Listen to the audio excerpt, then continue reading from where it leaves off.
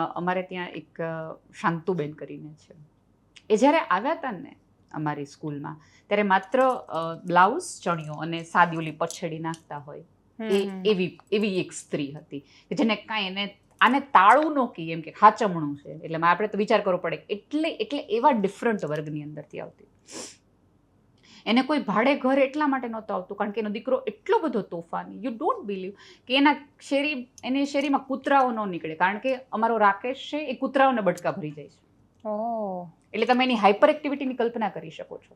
એને અમે હાથનું ઓપરેશન કરાવડાવ્યું અને ઓપરેશન કરાવ્યા પછી રાત્રે એના મમ્મી સૂતા હતા, એણે પોતાના બધા જ સ્ટીચીસ ખોલી નાખી.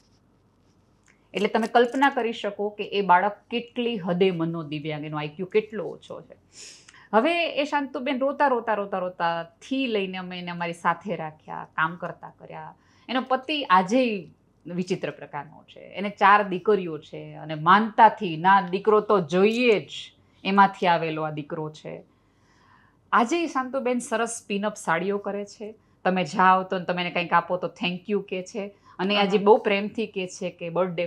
તો મને એવું થઈ જાય કે પીએચડી કરાવવાનો કોઈકને આનંદ હોય ને, કે હું એને એટલી તકલીફ સુધી લાવી શકી કે સુસાઇડ કરવાના બદલે એ સ્ત્રી પિનઅપ સાડીઓ કરતી થઈ ગઈ છે, મેચિંગ બંગડીઓ પહેરતી થઈ ગઈ છે. ભલે એ માગી લે છે મારા બધા પાસે, પણ તેમ છતાં એનામાં જે કરોડરજ્જુ મેં એને સીધી કરી છે ને, એનો મને ભારે ગર્વ છે કે ભાઈ ના, મેં એને જીવતી કરી છે.